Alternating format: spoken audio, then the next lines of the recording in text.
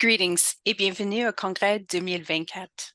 Au nom de l'Association canadienne d'études environnementales et de nos partenaires, j'ai le grand honneur de vous présenter Steffi Bednarek et Davison, deux spécialistes travaillant pour soutenir la guérison et la transformation de l'espace liminal entre le changement des systèmes psychosociaux et des crises mondiales.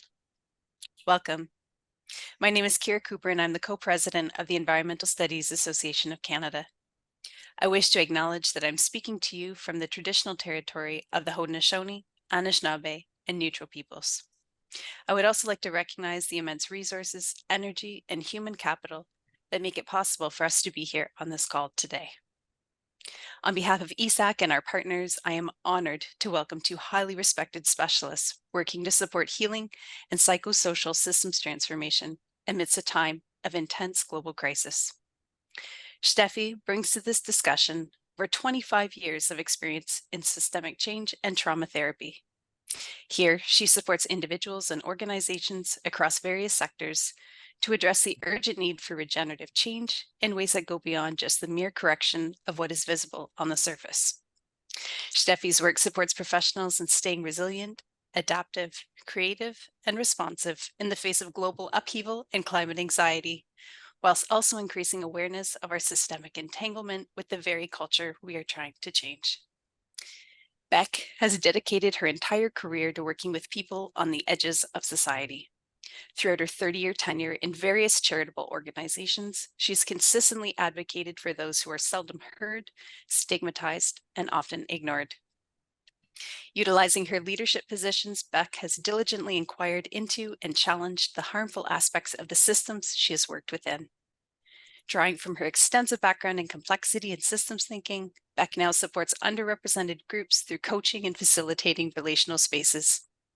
Her approach focuses on opening up transformative possibilities by raising consciousness about the systems we all occupy, thereby fostering more inclusive and equitable environments. It is a pleasure to be here today. Now, after all of that, Beck, could you start us off by explaining what exactly is a double bind? Thanks for having us, Kira. We're very, very happy to be here. A double bind was a phrase that Gregory Bateson came up with in the 50s. It was actually him and I think his current lover at the time who felt that they were in a double bind themselves. The phraseology that he used was when there is an inherent conflict in communication, there is no right answer.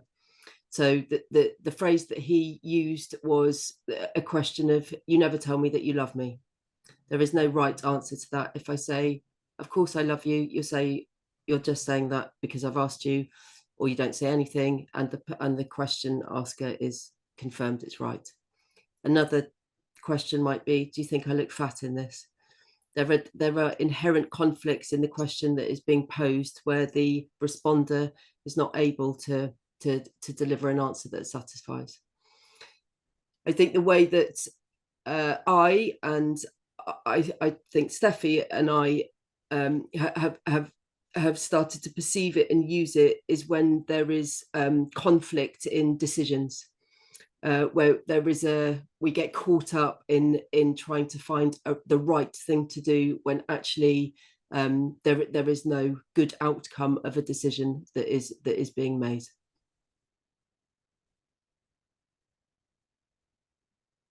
What about you, Steffi? Yeah, I think this is a really excellent description. Maybe in different words, it's a bit like a catch-22 where there's really no good way out. And professionally, I think we encounter lots of double binds when we get asked to do something, that if we actually then do that, or there's expectations on us, and if we try and fulfill the expectation, there's a negative consequence that we know about and we can feel and experience. But if we don't fulfill the expectation, there's also a negative consequence. And where it's so tight, where I may not even be able to explain this dilemma because if I explain it, there's also a negative consequence, and I'm stuck within it, and there's no obvious and often actually no way out of the situation. So, and I think there's like, living in Western culture is just an exercise of double binds at times. When did you first experience a double bind in your work? Like, do you want to answer that, or? As you said at the beginning, Kira, I have spent my entire working career working with people on the edges, and I started my career working with people who were sleeping on the streets. My experience of that was when I first noticed people sleeping on the streets was growing up in the West Country, which was near Bath, which is a very rich, middle class, beautiful city. And my mum actually was very, very good at pointing out the juxtapositions of the wealth that was in that city, and then the people who were not enjoying that wealth and were stepped over and ignored. So that really, it really caught my curiosity of how that could be, really. I started working with homeless people in my early 20s, and worked with a lot of people who were rough sleeping, lots of people with mental health issues, and I found myself leading a team for the rough sleepers team in Brighton in my sort of towards my late 20s. And at that time, New Labour had come in with a Tony Blair government who put a lot of money into drugs, homeless people, rough sleepers, alcohol. And with the money came expectations, targets, performance. So as much as the sector felt like it had suddenly become much richer, there was a massive trade-off with it. So what happened was that we were working to predetermined outcomes, a lot of which were not centered around the people that we were working with. They were centered around the voter, the public, the perceptions of people who were giving the government power, essentially.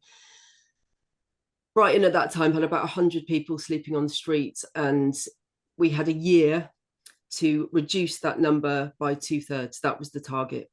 Now, what that meant was many, many things, but we were under a lot of pressure to get people off the streets. And there was one particular person that really sticks in my mind. Michael, we'll call him. He lived on the South Downs in a tent, and he was pretty ill-equipped. He'd had a lot of trauma, very, very isolated. The community kind of looked after him in relation to food. Winter was coming, it was cold. He was not equipped enough to sleep on the exposed downs, and we were under quite a lot of pressure to get him into a hostel. And the choices that he had were to go into a hostel with 60 other people who were drug and alcohol using, lots of mental illness, lots of mental health issues, lots of trauma, lots and lots of trauma. And the choices that we had were: he stays outside in the winter, potentially dies. He goes into a hostel as a very vulnerable person, surrounded by drugs, alcohol, and people who were acting out their awful trauma. And that there was really, the system did not allow him a choice that catered to him. We did get him into a hostel, and he was dead within a year. And he died of a drugs overdose, having not taken drugs for the whole of his life. He found himself in a place that he couldn't really cope. Drugs were everywhere. He started taking drugs to cope with the environment, and he died. Now, that was some years ago for me, but I really remember that. It really stays with me as it was probably the first time when I really felt that the system was creating double binds that were putting people in the most excruciating of choices, and that were actually harmful to the point of killing people.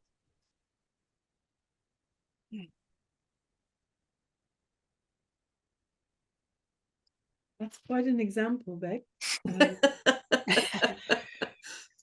That's I feel the impact of that, and the reality of, you know, there's something in me that really recognizes that, and just really shocking that actually it means sometimes it costs people their lives. Yeah.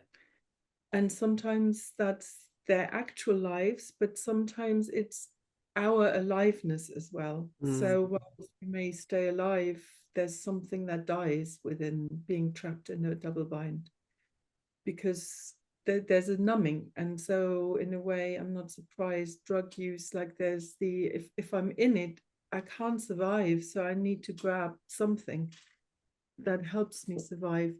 And often then people are blamed for that, for the way they try and cope. So that's just what comes up for me when I listen to you. It's beautifully reflected. Thank you, Steffi. Yeah. It makes me think about the invisibilized people and how many more people are pushed into these dire situations as a result of things like climate change, increased vulnerability, increased marginalization. And hearing both of your reflections, I'm curious if you could speak to some of the emotional responses to double binds. Steffi, you reflected on what's coming up for you, but I think more broadly, it would be really helpful if we could explore how do people respond to these challenges and double binds more broadly.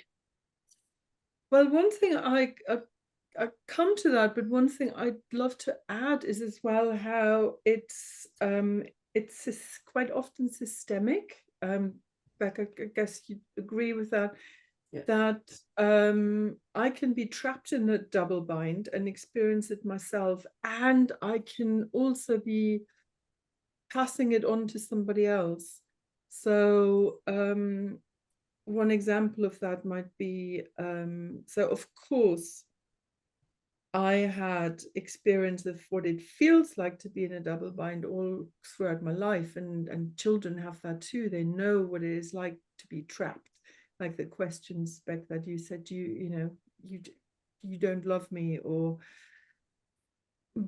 but consciously I became aware of this professionally when I became head of a mental health service at a time where there was a lot of cost cutting involved. And so the team had expectations on me that I would defend the core of a humanistic values against a management that thought in terms of facts, numbers, and statistics, and in terms of value for money.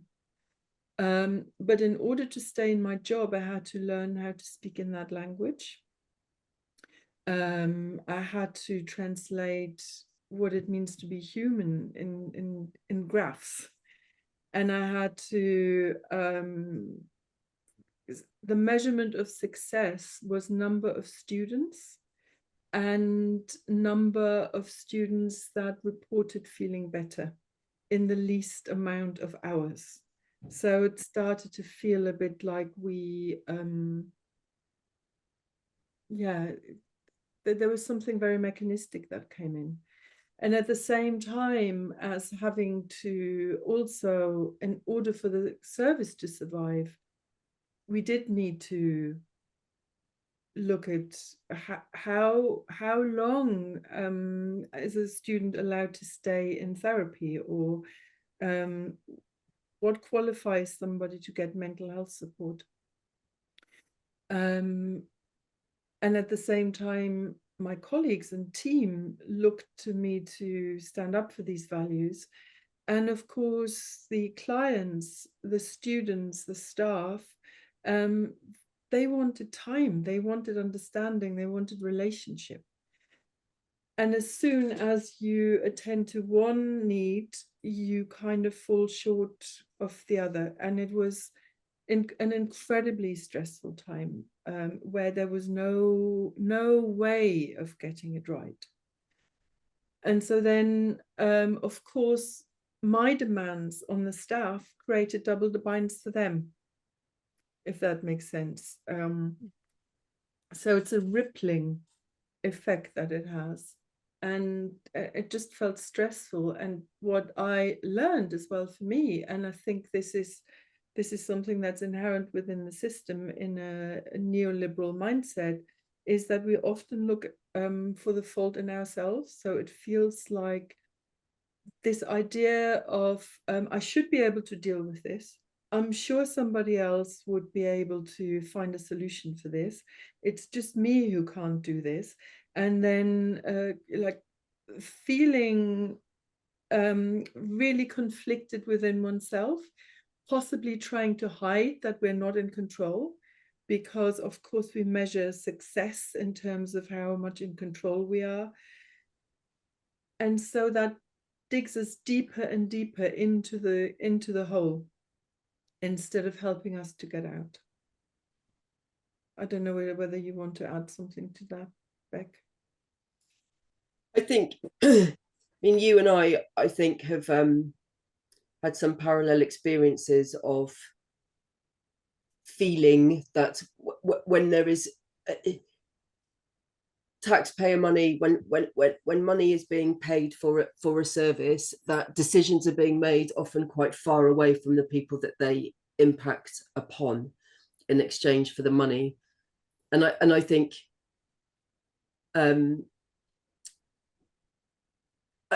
I mean, I still feel that double bind everywhere in services right now, that the people have become numbers. If there is a focus on the relationship that takes away from the numbers, that person may do much better, whatever that looks like, whatever that feels like. However, that there is pressure on the worker to do something different. There's pressure on the contract. There is much more likely for there to be contract loss. And the double bind is compounded on a systemic level. And I think you mentioned blame, I think, earlier, Kira. And I think what is coming up for me is, particularly in the place of social care and health, working with people on the edges, there is a massive emphasis on risk and risk reduction and trying to eliminate risk in a way that people have decided without the voices of the people that are impacted. And I think that inherent in that, the double binds inherent in that, do go back to the higher the risk, the more desire there is to have control to mitigate or reduce those risks. The higher the control, particularly of workers, on somebody trying to reduce the risk, the more it puts somebody off wanting to be within that service, the more risks they take. It becomes a counterproductive loop. And it's incredibly difficult to transcend when it is in the system. And I think that what the system then does often is blame the workers, the managers, for the consequences of the double bind. So somebody is harmed, somebody dies, investigation ensues, fingers are pointed, blame comes in, fear follows blame, and once fear is present, then actually what happens is that there is a reduced ability to grow the relationship that is needed in order for somebody to grow the trust, for them to be able to have a vision of what might be possible for them. And we see this all the time, that as soon as there has been something bad has happened, that what tends to happen is more bureaucracy comes in, more forms are there to be filled, more boxes need to be ticked. And actually nobody wants, that's not a nice experience for anybody going into a service, often at their most vulnerable. When people are frightened, they are scared, they are vulnerable, they are desperate. And it's often the desperation that takes them into services, and then they are treated with a form. Quite often nobody will look them in the eye. And that quite often is a replication of how they've been treated in the past. It is a replication of emotions that arise that then they will look to numb using the very behaviors that they have sought help for to that within that service. And I think that's the same for the managers, and then again, same for the senior exec teams. Yeah.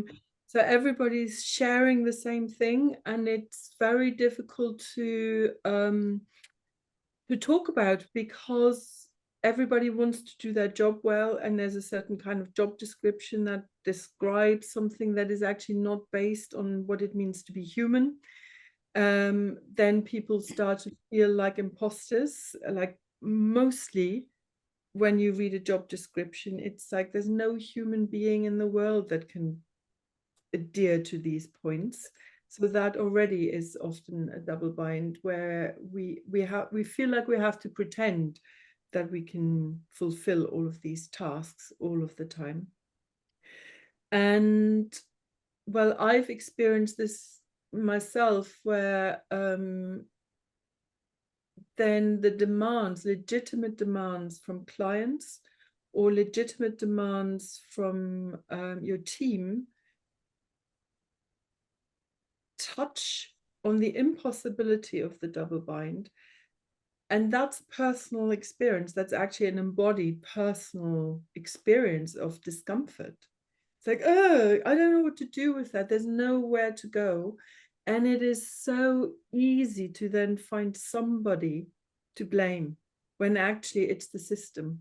So we don't often zoom out enough to recognize that it's nobody's fault. Nobody's doing anything wrong. There's a system that we're trapped within. And so to then either feel like, oh, they're so demanding, what, because we don't want to deal with a member of staff who has legitimate expectations, or to blame it on whoever our line manager is, or on the demanding clients. And so there's conflict built into the relationship, and polarization as well. Yeah. And if I want to stay in relationship, then I will experience the conflict within myself. So somebody, it's like a hot potato. It's like, who's to blame? Yeah. And I think we see that in other systems, in all systems, because every system is interdependent with every system.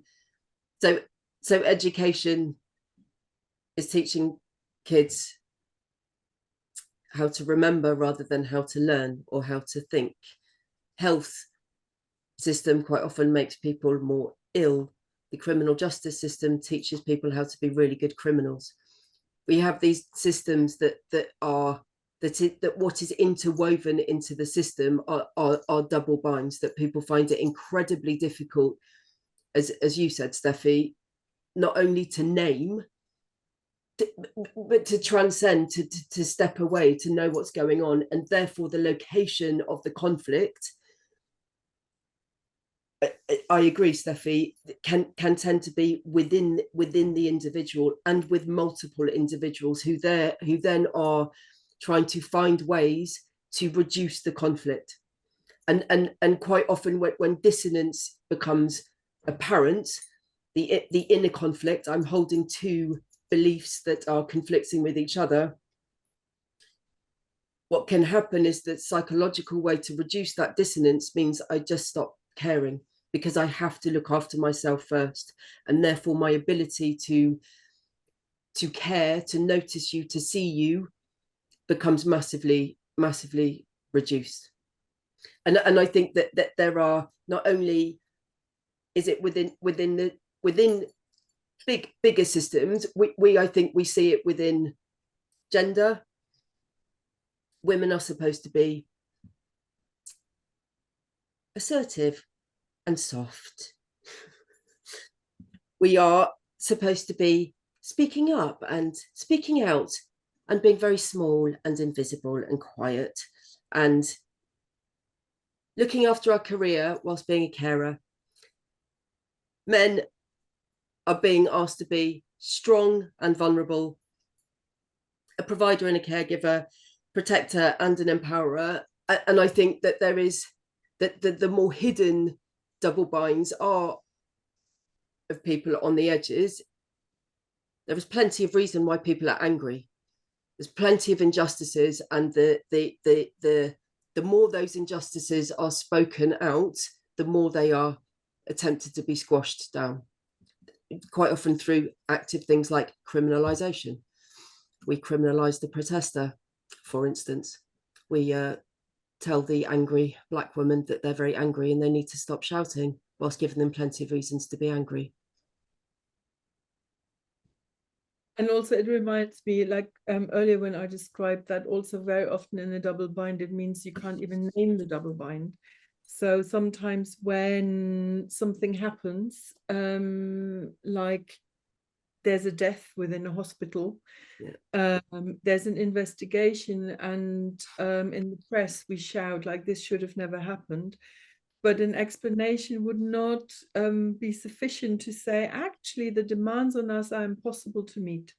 That would be seen as totally unprofessional.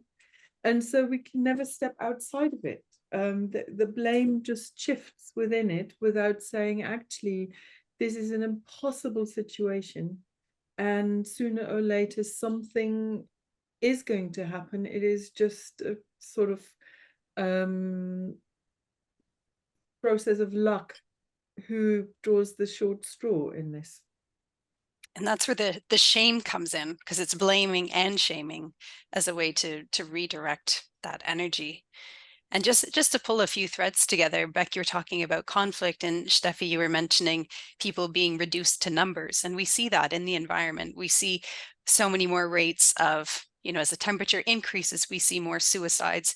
We see people reduced to numbers. We see suffering reduced to numbers. And in response, these direct correctives to solve these issues. And what happens in those contexts when we don't have the ability to sit with the complexity of those double binds, and we become reactionary. And I know both of you work with families, especially the internal family system. And I'm curious, how can we develop or draw on some of that model to help cultivate more generative, more mature responses to transcending double binds? So we're not just bypassing the discomfort or turning into reductionist solutionism, but if you could speak to maybe some of your experience there that we could bring together within this context, would be really helpful.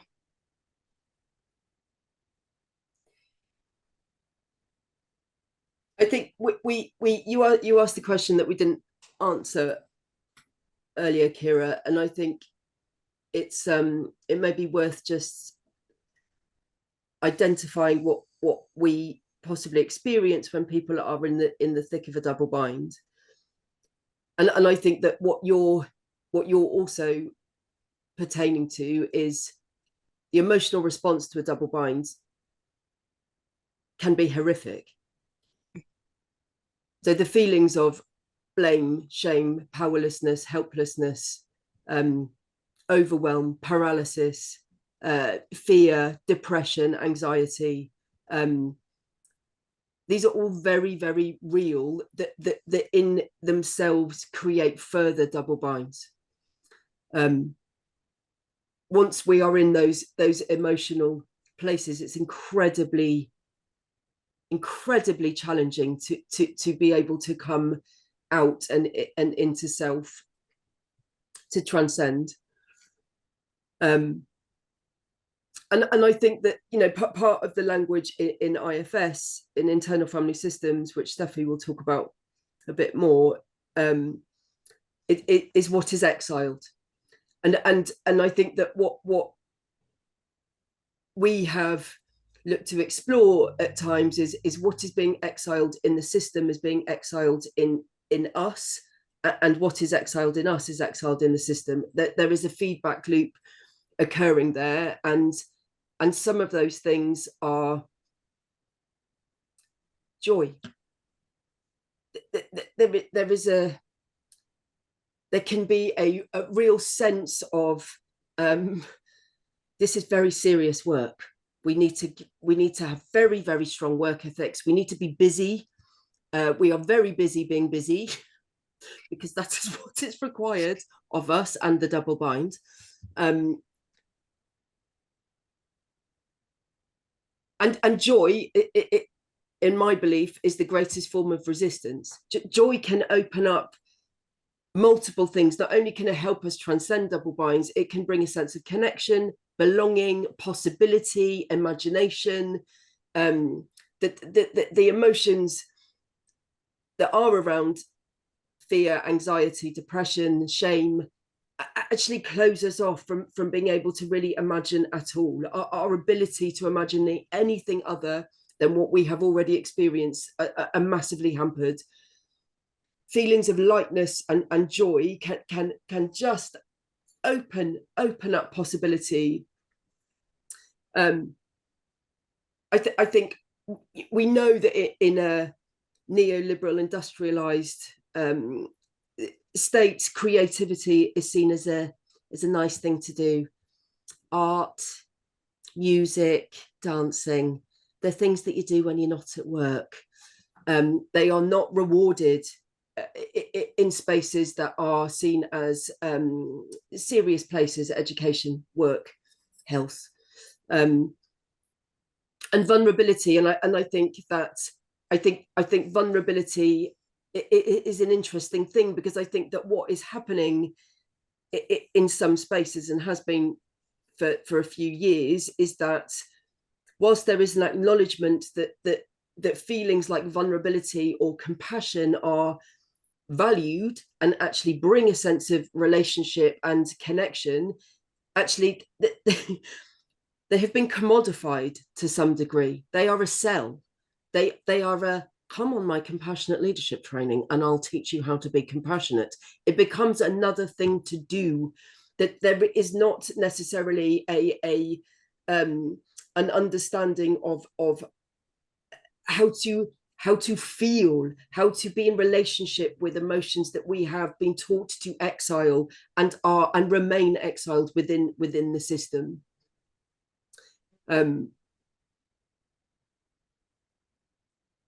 Steffi. Well, I just wanted to say something about, because we're talking about this in the framework of the meta crisis as well. And I think that's just a similar fractal as we talked about, just in very large, where it seems like we're trying to resolve interconnected problems with the same kind of thinking that got us into the mess in the first place. We're just doing it at bigger scale, louder, faster, with more force. And at times, actually so forceful that we're trying to ram an opinion into somebody's throat. And if they don't think that what I consider a solution, if they don't think that's the right thing, then obviously they're wrong. And so we try and resolve a fragmented society with more fragmentation. And there's this split between left hemisphere perception and thinking and being in the world that is looking at direct correctives to very isolated problems, looking for very concrete, predictable, measurable solutions, when actually we're talking about interconnected problems that leave humanity and the way life functions out of our solutions. But we do it all over again. And I can see this in just one example. I was invited to be part of a preparation meeting for an organization I'm not going to name, but for their input at COP. And we had a really lovely conversation in the corridor where people talked about their children, where people talked about what they're doing in life, where we were laughing together. And then we sat down in a very grand building where the building itself already imposed a certain gravitas that meant, just in an insidious way, without anybody sitting us down and telling us, the building itself made it very clear what's acceptable behavior in this place and what's not. And we all had little microphones. And nobody needed to explain to me that I'm no longer speaking as a mother. I'm no longer speaking as somebody who gets anxious at times, who is just a normal, vulnerable human being. All vulnerability was gone suddenly. And that in itself is an exiling that will produce, again, similar outcomes. And so it almost feels like we try and bring, with an attempt to bring more humanity back into the system, whilst exiling everything about us that is human. And if I do that, if I no longer remember that I'm a mum who's incredibly worried about the future of all of our children, and I'm just worried about how do I get more visibility at a meeting, something really important about why I'm doing this work is lost. And this was a double bind because I felt like I was invited because I bring a psychological perspective to the discussion. But it was also clear that if I do that, if I really talk about not just psychology in terms of facts and figures and numbers, but if I talk from an integrated place, that I would be an easy person to just push away because I'm talking about emotional stuff. That doesn't really have space in serious meetings. And so the whole reason why I was invited into the meeting was right from the start already pushed to the margins. And it was impossible to bring in the psychological in a psychologically informed, trauma-informed way where I would be heard. And to name the dilemma would make me just some kind of whinging person that one wants to be heard and is talking about unimportant stuff. So once again, it was, we have these examples everywhere. We have them written into job roles of ESG, for instance, where if I, as an ESG professional, if I do my work, I still work with an organization and I must not bring the organization into disrepute. But at the same time, I have a role of, that means I actually have to really deeply challenge the often everything that is written into the texture of the organization. And I can't do that because my money comes from the organization. So it's a role that inherent in the role is already a double bind. And people feel enormous stress and often feel like they need to sell hope and positivity when actually they go home and they feel desperate. And that too is something they feel like they can't actually talk about. So where does that go? And in terms of transcending double binds, as Becca's just said, there's something we need to pay attention to what's exiled, to what we push to the edge, because that's really important information that holds something that, if we pay attention to it, already has a very disruptive quality. And it's disruption that is needed. Yeah.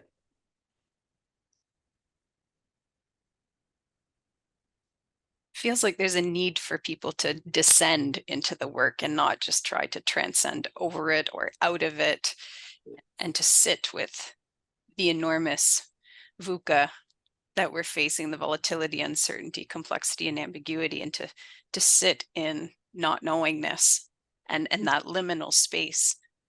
And as a psychosocial transformational process, there's just so much complexity, and there's so much going on within the context of the meta crisis that we're so addicted to these very quick solution, quick fixes. Yeah. And the insidiousness of that is being replicated and affecting the people who are on the edges the most. Mm-hmm. And I see that within this movement for inner transformation as being marketed. Beck, you said, take my course on this, take my program on this, and we will solve these issues. Yeah. And it's this recapitulation or this new makeup on an old system that's more digestible. And I think of your work, Beck, people who are dying aren't just numbers, and they're not just boxes to check off or KPIs to sign off on. But where is the humanness in the meta crisis and how we are responding to it and to the system? Can I just as well just point out that transcending a double bind doesn't mean completely avoiding it. Sometimes that's not possible, but there's something about bringing awareness to it, which is really important. And in a way, already our meeting also holds a double bind, because in order for people to be interested in what we're saying, there needs to be a marketing of what we're saying. And the marketing will just tell people all of our accolades, the kind of letters in front of our names and all of our achievements and successes. It doesn't tell the messy side of who we are. It doesn't tell the side of that we're just ordinary human beings that mess up at times, that are a bit at times, that sometimes say something that is completely uninteresting and sometimes say something which is really original and amazing. And in that public space, if you want to be taken seriously, there's an expectation that all of that ordinary stuff is exiled. And if it is exiled, it puts the expectation, and like it's such an invitation of projection that makes people who then project onto you as the expert feel inadequate. And so it fuels this sense of it's never enough, never enough. I'm never enough. I have to strive for more. I can always be a little bit more perfect. And on Zoom, I can hide my wrinkles, and I can edit the conversation so that it looks even more perfect. And that means that if it's not perfect, then people will prefer somebody else, listening to somebody else, because they are so much more eloquent. And it's impossible to step out of that. It's when I start to talk about vulnerability, and I do so in a way that people want to listen to it, I'm not going to be vulnerable whilst I talk about vulnerability, because real vulnerability is something that in our culture we want to turn away from, or we don't like, or we switch off from. And so I think we're all stuck in it, and there's no way that, like, our conversation is also not going to come to a neat way out. There is no way out. We're stuck. There is no place of being outside of that system. But we can bring awareness to it. We can have choices in it. And we can ask each other. I think we need each other. Like we need the conversation between three of us, and hopefully more of us, because I can see a part of the system that maybe you can't. And I need you to tell me about what you can see. I think that's really important, that there is no neat answer at the end of this call. What can you see now, Beck?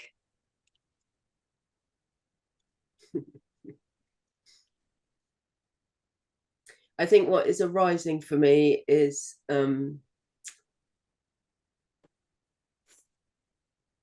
Steffi and I met at the Warm Data Lab training a couple of years ago with Nora Bateson, and there was a connection there between us. We found each other. We had an amazing drive home. What we also found out is that we don't live that far apart from each other. And in this last year, Steffi and I have done some work together. We co-hosted a women's retreat in March, and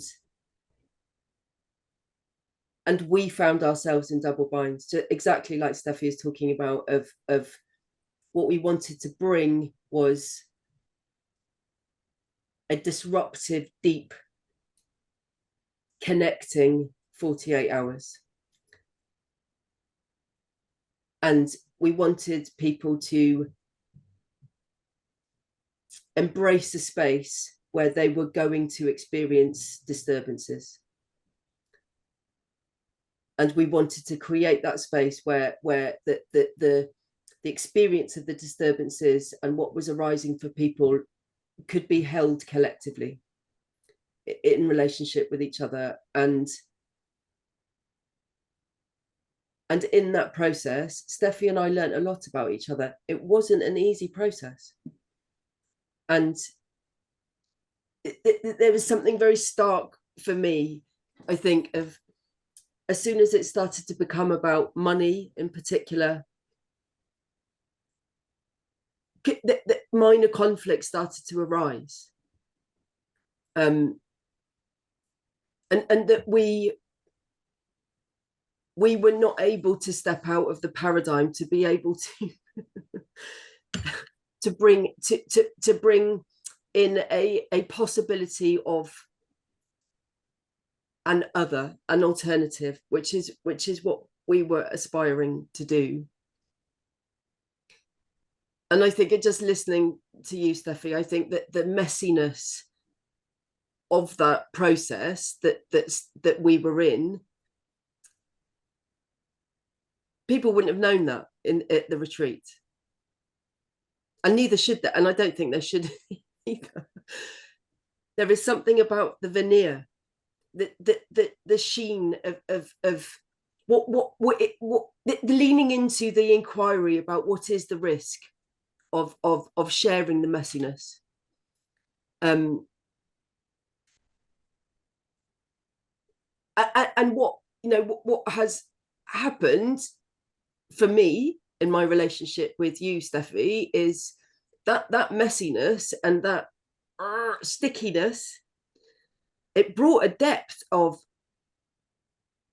knowing of each other that would not have come without that. It brought a depth of trust. And I think that my experience of being in a space with Steffi at the retreat was one of, I just felt like I was in flow the whole time. My trust of Steffi, and therefore my ability to let go of control, of certainty, and just tend to the relational and what was arising that needed really careful attention, because there were deep disturbances that were occurring in that space. I'm not sure that we could have done that had we not had the messy period. I think we would have been performative. I think we would have been performative facilitators. And actually, we were in it. We were hosting a space where actually we invited each other to come into the space that was being hosted. We were not separate from what was happening in those relationships in that space. And it was a beautiful thing. It was amazing. I loved it. I loved it. And I think that Steffi and I are kind of constantly really talking about the work, our work. Steffi helps me a lot with me, with my inner work, and how that swirls into the outer work. And I think that I have learnt a lot from you, Steffi. Likewise. And I think the learning isn't always comfortable. It just isn't. And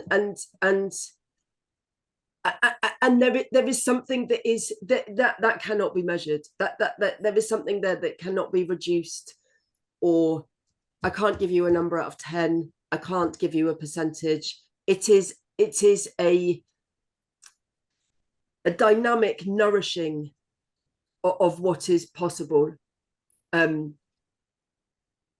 where we, I think, are attempting to help each other with possibly what is also feeling like, oh no, constrain, and the kind of inquiry of where is the constraint coming from? Is it an internal constraint? Is it what is being exiled in me, or and is it what is being exiled in the systems that we occupy? And how do we just keep nudging, poking, pushing,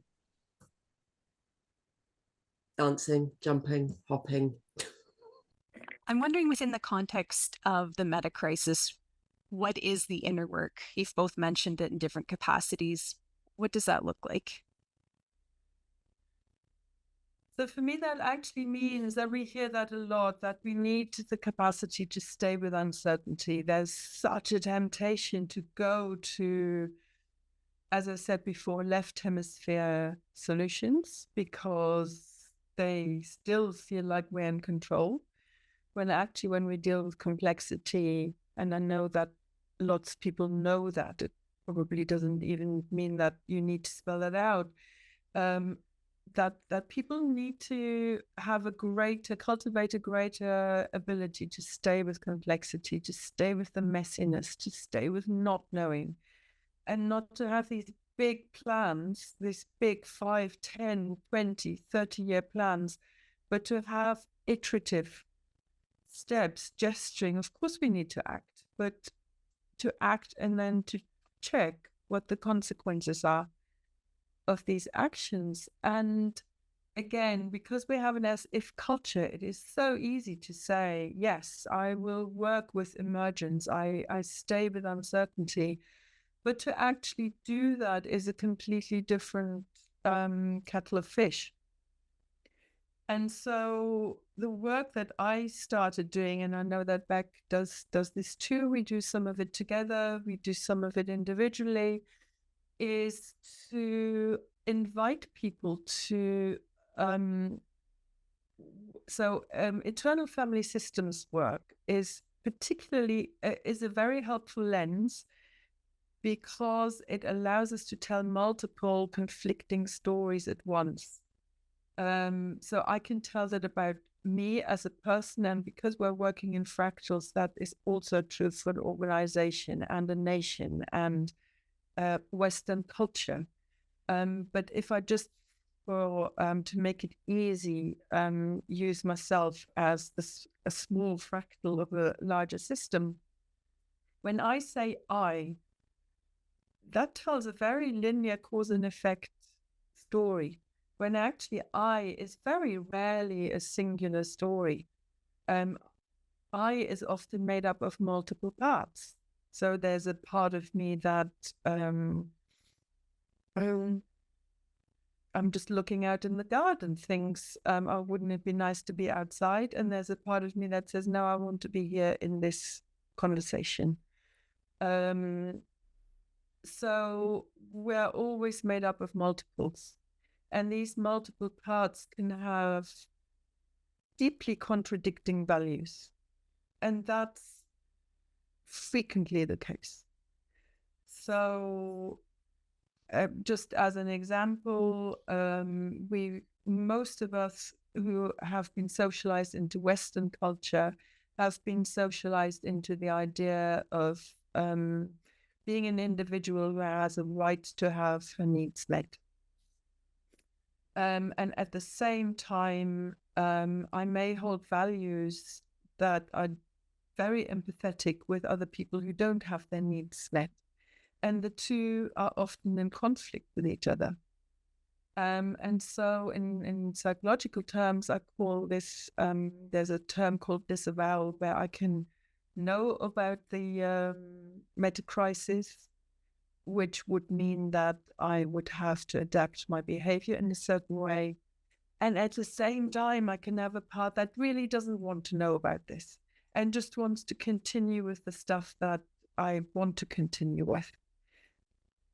And these parts can be very genuine when I'm just connected to one.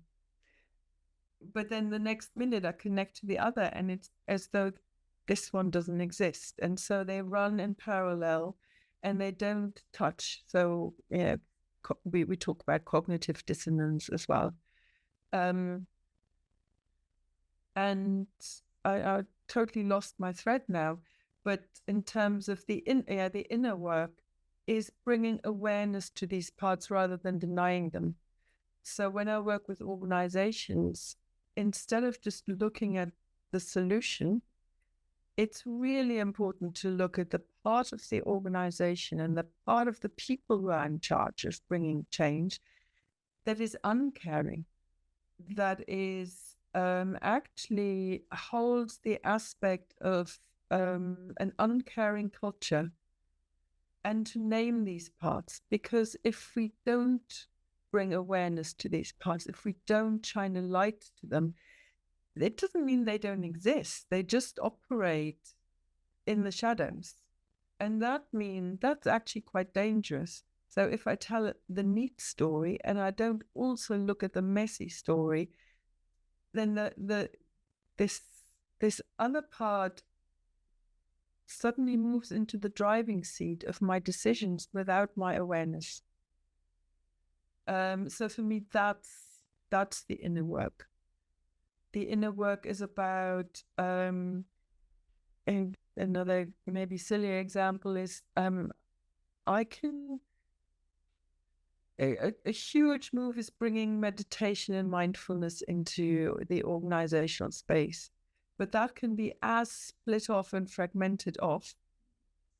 And then I take decisions that rob my children of a safe future. And then I go to my mindfulness class and feel really good about having introduced mindfulness sessions once a day into a big corporation. And it's the paying attention to what's not integrated and what's in conflict with each other. So in a sense, naming the double binds, bringing awareness to them, and then I can take care of my uncaring parts. I can start to turn towards them, and that means that I get a sense when they take over. I get a sense when they're in the driving seat of certain decisions I take. Beck, what do you think? I think, I mean, to add to what you're saying, I think that what I experience happens, but both with myself and with others that I'm in relationship with, is when we start to be in relation with those parts, with curiosity and compassion, it means that we can be in relationship with other people's parts with curiosity and compassion. So the things that we were talking about earlier about blame and shame and othering just start to dissipate. And I think that we've talked about the bias of doing, action, solutionizing. I think that, Steffi, you talked earlier about feeling what was in the room, what was being signaled. And I think that if we can be an inquiry about what is coming up for us, where it's coming from, how old it is, what it reminds us of. It can help us be in relationship with the world, with self, others, and world, in a moment as much as we possibly can. I entirely agree with that. There is something exhausting about well-being. It is, the well-being hour, the off you go to yoga, look after your kids, deal with your mother, make the tea, and then go off to yoga. It is absolutely exhausting, and I think that the inner work, I think, is an inquiry about self, relationship with self, relationship with others, and relationship with world. And I think that some of that inquiry can be about what system am I occupying, what signals does it give to me, what am I internalizing, what doesn't belong to me, what have I been told that I have to believe about myself, and what am I being persuaded to exile, what is not welcome here, what's being rewarded, and how am I in relationship with that, what am I replicating, and I think that there is something here about, we brought the meta crisis in. I think that there is something here about us being able to connect to our intrinsic values, what matters to us, and center ourselves around that, with an acceptance that we can't always live into those values, and that's okay. I also think that there is something about what we are expected to think. We are very cognitive heavy, and we're not always asking our bodies what they are telling us. We're not always asking how we're feeling about something. And the communication, the somatic communication, the emotional communication is often those are the signals that are telling us something's not right here. And the more that we exile those and ignore them, the more dissonance we bring in, and the more behaviors have to then work harder to enable us to cope. And then we are in a state of coping, and coping is not living. It's not lifing. I mean, Steffi, you at the retreat, we did some work on double binds with the women at the retreat, and Steffi brought into the space what I have used in my coaching and relational spaces as a cycle of so what Steffi brought in was if you're in a double bind, you need to let go of there being a good outcome. Now that in and of itself, that is not something to do. That's something to feel into, because that in itself is a massively complex thing to do, of having to let go of certainty, of a position, of a belief, of an assumption is not an easy thing to do. Adding context with Steffi's second space on the cycle, and enabling people to think about, to zoom out, to think about multiple other contexts, including their own parts and what they are bringing into a space, can also just help people just step back a bit. And then finding the islands of coherence, which is a beautiful line, a beautiful thing to do, is then where are your places of nourishment? Where are your places of joy? Where are your places where you're able to be rather than do? And that might be in a forest, it might be in a garden, and it might be with my best mate, it might be with my children. And I think once those islands of coherence have been recognized, acknowledged, and made conscious and nourished, then we can find energy to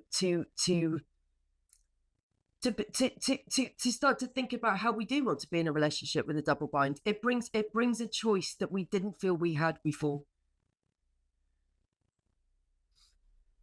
Yeah, for me, the very first point, that the acceptance that there is no good outcome that is possible within the double bind is so crucial. It's so important. And as you said, it's really difficult to let go of. Maybe if I just tried like that, then I'll be successful. Then there's a solution.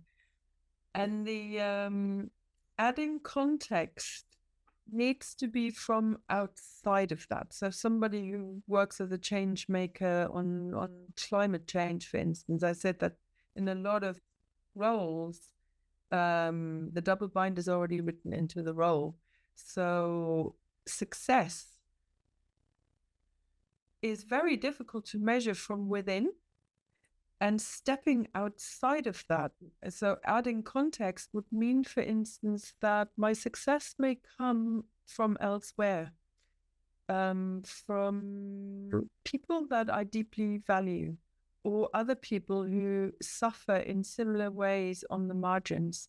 And I think there's more and more people in multiple different professions who try and bring values into the organization and kind of struggle and / fail in very similar ways and feel deep disturbance about that, but don't have anybody in the organization that they can talk to.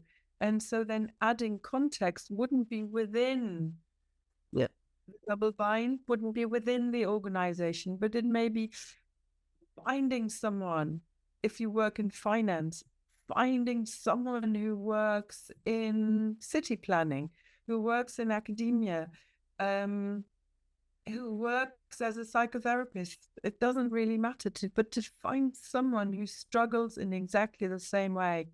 And when people come together, something incredible happens, because our vision, and again, it's not the magic solution, but there's something that you can't measure, where we get stretched beyond what we believed was possible.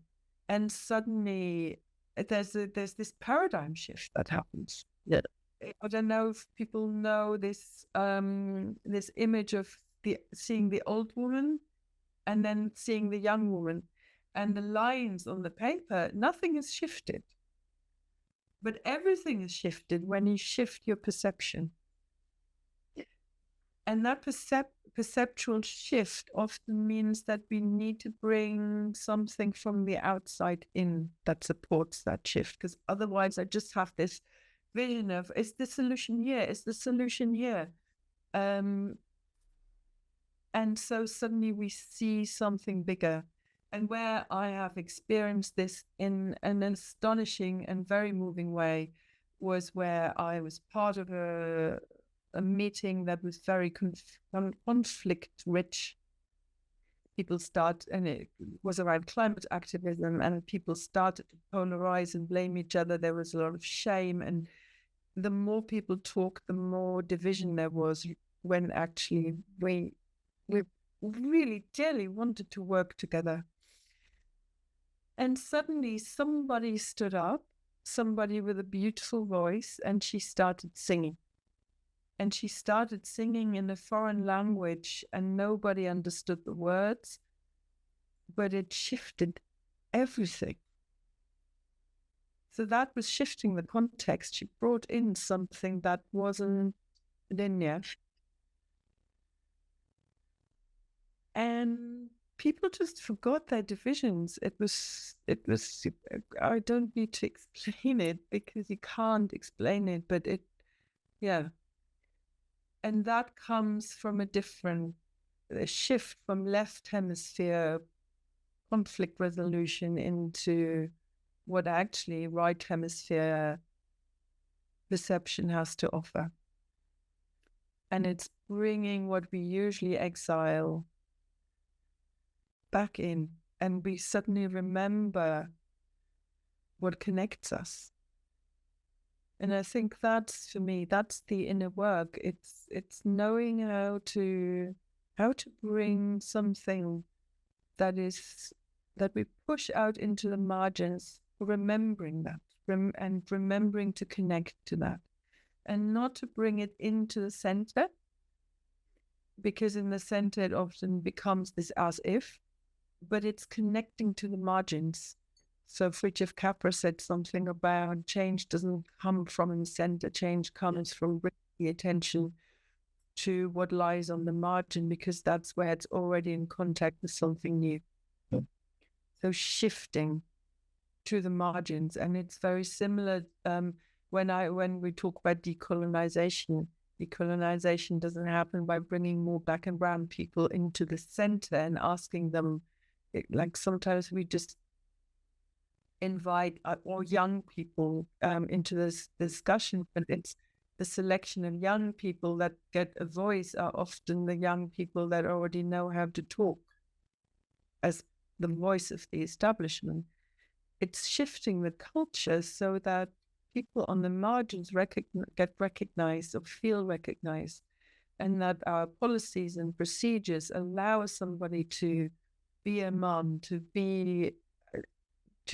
talk where cultures, other cultures than Western culture, feel like their ceremonies and their way of seeing the world has a place.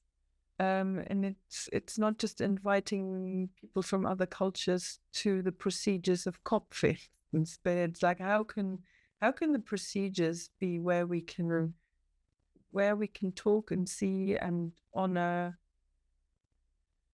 different ways of being, different ways of seeing. So that's the inner work, and it's a stretching.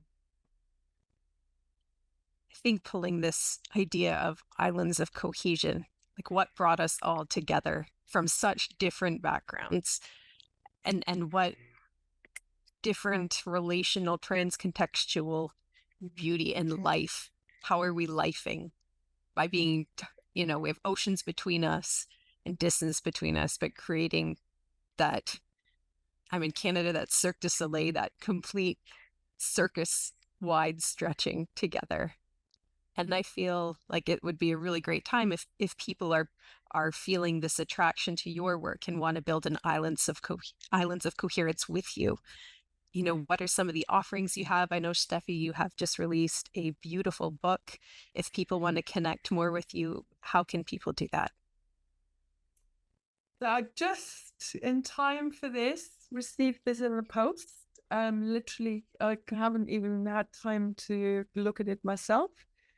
So I edited a book, 34 different people from different cultures all over the world have written how we might stretch our idea of what it means to be human in a time of crisis, and how we can decenter the Western perspective and also the human perspective in how we try and gesture towards the next step in the meta-crisis. And so that's there's a website as well, Climate Psychology and Change, and it's I hope to really be able to adhere to that this is going to be an emergent process where right now there's lots of conversations. There's going to be a book launch on the 18th of June, so people can sign up for that for free, where we further this conversation.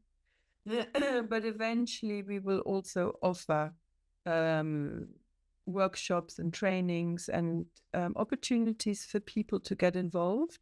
But what that will look like, I don't know yet. That's largely dependent on this next step of having conversations. And once these conversations have reached a critical mass where it becomes clear what we actually need to address and talk about and what people want in terms of offerings, then we will respond to that. So at the moment, when you go to events, there's mostly book launches and conversations, but that won't be it. So we want people to feel like they can have a say and contribute. And we want to support people in having skillfully disruptive conversations in their own contexts. So that's what I'm trying to do. Whether it will work or not, I don't know, but that's the idea. It's going to be exciting, isn't it, Steffi? I mean, Steffi and I will enjoy this book launch journey, and we would love to do some work on double binds. We would love to really get into this with organisations. We're working towards another retreat, which won't just be for women, and then I'm working with a few universities on things like changing cultures in that context, and enabling the sticky conversations about things like freedom of expression, cancel culture, polarization, as well as working with leaders through coaching, mainly some relational spaces, on shining a light on what is interwoven within the fabric of the institutions, so that those things can be at least exposed, and conscious choices can be made in order to be able to create the conditions for a kind of ever-changing student population to be able to come into those environments and to feel welcome, and that parts of those people are not being exiled within those academic institutions. Yeah, and both of us support individual leaders and change makers as well on their journey, kind of creating these islands of coherence where people can have support from outside of the system that they're within. Thank you. And my last question, not exactly related to double binds, but more to honor the human in you and the time that you've gifted us today. Steffi, you mentioned looking out your window in your garden. What is blooming for you right now? I'm really excited that when we moved here 2 years ago, there was just grass.